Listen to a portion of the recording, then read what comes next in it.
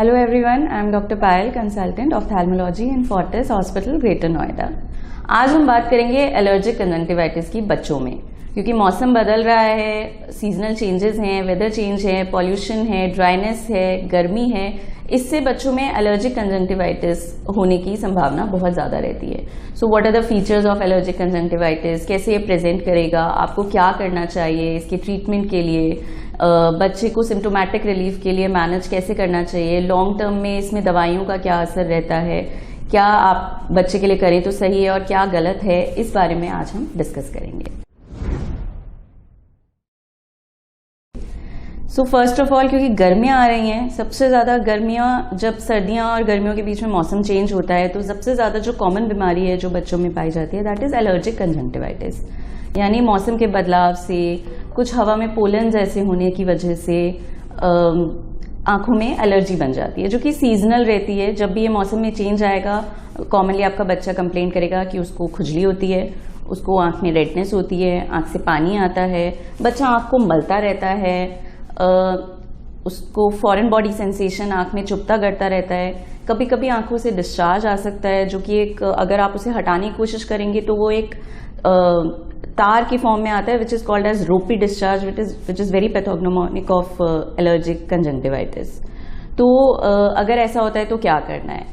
पहले तो आप एक ऑफ्थेल्मोलॉजिस्ट को दिखाएं, so that we can start treatment accordingly. उसकी एलर्जिक अटैक की जो साइकिल है उसको ब्रेक करने के लिए हम कुछ ड्रॉप्स देते हैं, and then for a longer duration of time हम उसे एक माइल्ड एंटी एलर्जिक पे कंटिन्यू कर सकते हैं टिल द टाइम उसका एलर्जी सबसाइड करता है. इसमें सबसे ज़रूरी ये समझना है कि एलर्जी कुछ ऐसा नहीं है कि मैंने कोई उसका एक बार इलाज किया, कोई एक रामबाण इलाज किया, आई गिव सम मेडिकेशन और उसके बाद एलर्जी कभी नहीं होगी. ऐसा कभी नहीं होगा, ठीक है. So allergy is something that eventually वो कम हो जाती है, लेकिन वो एकदम से बंद नहीं होगी. तो जब भी सीजनल चेंज आएगा, जब भी बच्चा उस चीज़ के कॉन्टैक्ट में आएगा जिससे एलर्जी होती है, जैसे मौसम का चेंज तो हम बात कर चुके हैं, सपोज सम न्यू कॉस्मेटिक जो आपने यूज़ किया है, कोई शैम्पू, कोई पाउडर, कोई क्रीम, कोई आपके घर में पेट है जिसकी वजह से उसको एलर्जी हो सकती है, पेट हेयर्स की वजह से, कोई पर्टिकुलर टाइप ऑफ प्लांट है जो आपने अभी अपने घर में लगाया है, उसकी किसी पार्ट से उसको एलर्जी हो सकती है. So it is actually up to you to find out कि कौन सा ऐसा ट्रिगर फैक्टर है जो उसको एलर्जी कॉज कर रहा है. This is very difficult for a doctor to find out, it's very easy for a mother to find out. तो ये आप इफ इट इज पॉसिबल आप ढूंढ सकते हैं वो एक ट्रिगर फैक्टर. तो ट्रिगर फैक्टर को हटाना इसका प्राइमरी चीज है कि आपने उसको हटा दिया. बट डेफिनेटली अगर मौसम के बदलाव की वजह से है तो आप उसको एलिमिनेट नहीं कर सकते हो बच्चे की डेली लाइफ से. So in that case we have to live with it for that duration of time, जब तक उसको उस एलर्जन से कॉन्टैक्ट है. So apart from medication what helps, धूप, धूल, धुआं, मिट्टी, इस सब से बचाव करने से थोड़ा सा हेल्प हो सकती है. सो धूप से कैसे, अगर बाहर जाता है बच्चा तो you can by him dark goggles, sunglasses.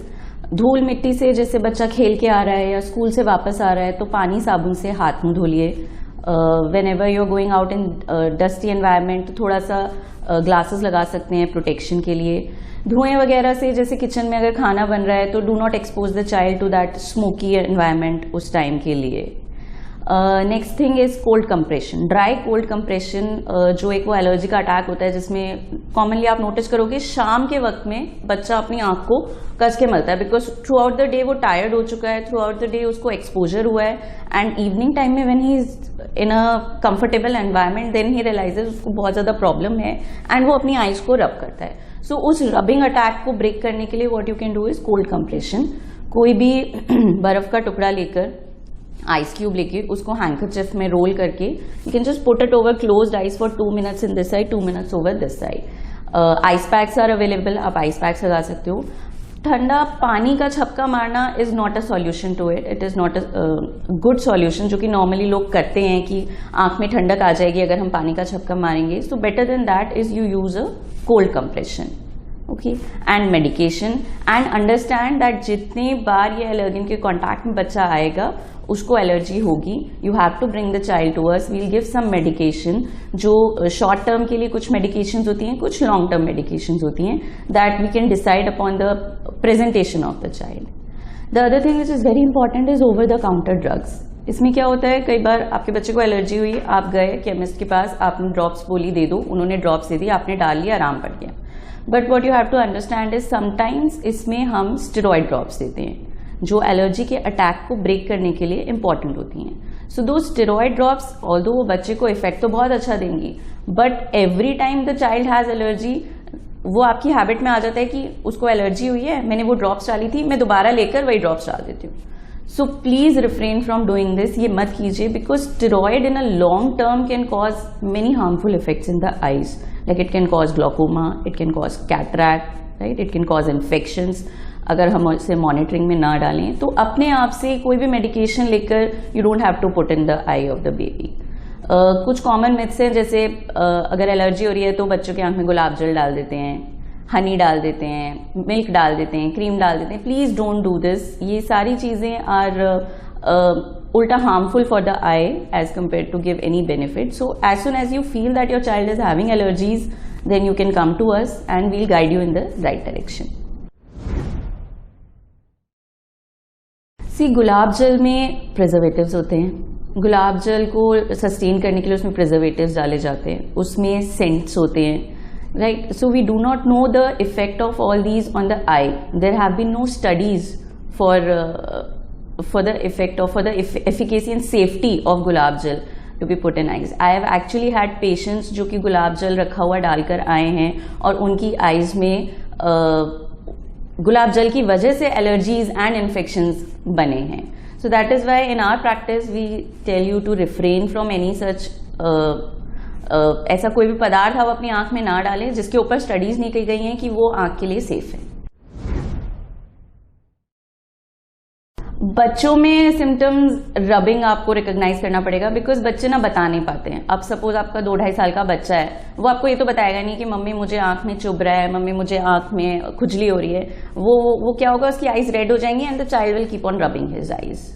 So that is an indication. Otherwise थोड़ा बड़ा बच्चा है तो यस डेफिनेटली बच्चा बताएगा कि मुझे आंख में चुभन होती है, गढ़न होती है, मुझे आंख में खुजली बहुत ज्यादा होती है, मैं बाहर जाता हूं तो आंख नहीं खोल पाता हूं, धूप में मुझे दिक्कत होती है. ये सारी चीजें बड़ा बच्चा आपको बताएगा. छोटे बच्चे में rubbing would be the most common. एक तो इट्स वेरी डिस्ट्रेसफुल. आप अपने बारे में ही सोचो कि अगर आपको throughout the day itching हो रही है, फॉरेन बॉडी सेंसेशन हो रहा है, तो आप कितने डिस्ट्रेस में रहोगे. छोटा बच्चा है जिसको वो स्कूल से भी डील कर रहा है, वो स्कूल भी जाता है, वो पढ़ाई भी करता है, उसको गेम्स भी खेलने हैं, वो अपने फ्रेंड्स के साथ भी जाना चाहता है, and he is struggling with this thing. तो वो उसकी एक क्वालिटी ऑफ लाइफ पे, उसके एक फ्रीडम पे एक हिंड्रेंस है. तो इस वजह से इस चीज को एड्रेस करना बहुत जरूरी है. The second thing is constant rubbing of the eyes. अगर फ्रिक्वेंटली रब करता है बच्चा तो इससे सिलेंड्रिकल पावर ऑफ द आई यानी कि चश्मे का नंबर भी बन सकता है लॉन्ग टर्म में. So that's why all allergic conjunctivitis kids we advise them, I तो ऑलवेज काउंसिल देम अलग से कि बेटा कुछ भी होना है लेकिन खुजाना नहीं है. So as much as you rub your eyes it causes that चश्मे का नंबर आना. So in long term, it's very distressful to be living with allergic conjunctivitis. Normally क्या होता है बच्चों में, जैसे अगर 4-5 एज के अराउंड स्टार्ट हो जाता है, it continues till the baby grows up, till at least 18-19 years of age. Definitely उसका फ्रिक्वेंसी कम होता है, उसका सिवियरिटी कम हो जाता है एज के साथ, बिकॉज आप साल दर साल उसी एलर्जेन के कांटेक्ट में आ रहे हैं, तो आपकी बॉडी भी उससे डिसेंसिटाइज ग्रेजुअली होने लगती है. But still 10, 12, 13 years is a very long time to be staying with this kind of a disease. So that's why इसको निग्लेक्ट ना करें, इसको एड्रेस करें. And treatment is actually very simple and very easy, you can easily follow it. It's not harmful also. अगर आप regularly follow-ups करते रहेंगे एक ऑफ्थेल्मोलॉजिस्ट के साथ, अपने आई डॉक्टर के साथ, तो इससे डील करना is not that difficult. You just have to address it, that's all. Some people are allergic to the chemicals used in the swimming pools. लेकिन स्विमिंग पूल में कंसर्न हमारा एलर्जी से ज़्यादा इन्फेक्शन है, because it's a common, normally common swimming pools होते हैं so people need to be very aware कि अगर आपके बच्चे को इन्फेक्शन है आँख में, है ना, अगर किसी नॉट जस्ट बच्चा, अगर कोई एडल्ट को भी दे हैव सम इन्फेक्शन, कोई फ्लू है, कंजंक्टिवाइटिस है, then they should refrain from using the common facilities like pool because it's very easy to spread through swimming pool. Chemicals definitely कुछ लोगों को आँख में नुकसान करते हैं. That's why we always advise कि आप swimming pool अगर use कर रहे हैं तो wear your protective goggles always, जो हमारे swimming goggles आते हैं which protect your eyes from the water exposure. Protective goggles तो यूज करेंगे तो वो आपके आई को direct contact of that swimming pool का water and swimming pool chemicals, the infection, इन सब चीज़ों से प्रोटेक्ट करेगा. And take a good bath, good face wash after you come out of the swimming pool, also before going in the swimming pool. So these are a little things जो आप अगर अपने lifestyle में, अपनी habits में incorporate करेंगे तो that helps and that goes a long way. Take care of the general health of your child. Take care of the screen time, very important. बाहर अगर आप धूप में, धूल मिट्टी में ले जाते हैं तो use some protective glasses for the baby. अगर आप बाहर से डस्टी एनवायरनमेंट से, पॉल्यूशन से वापस घर में आए हैं, wash your baby's hands and face with soap and water. अगर एलर्जिक कंजंक्टिवाइटिस या ये सब कुछ रहता है, अगर चश्मे का नंबर रहता है बच्चों को and they have a habit of constantly touching their eyes और जस्ट रबिंग और just touching their eyes, so in that case also spread of infection is very common. And spread of infection कैसे होता है? Fomite based होता है. So suppose आप अपने बच्चे को बाहर लेकर गए हो पार्क में खेलने के लिए and he touch the surfaces, वो झूला झूला है उसने, वो बेंचेस पे बैठा है, उसने इधर उधर हाथ लगाया है एंड देन कुछ उसकी आंख में चला गया है और something he is having irritation, he is just rubbing his eyes and touching it and suppose he catches an infection, तो वो आंख में इन्फेक्शन स्प्रेड हो सकता है. So always when you take your baby outside to play, make sure that you use hand sanitiser, make sure that you use soap and water to make him wash his hands multiple times a day, so that वो infection का source एक तरह से आप कम कर सको. आप बच्चे को तो नहीं रोक पाओगे कि आप इसे टच मत करो, आप यहाँ मत खेलो, आप यहाँ मत जाओ, he will play. The only thing you can take care of is कि उसका जो पर्सनल हाइजीन है वो मेंटेन रहे.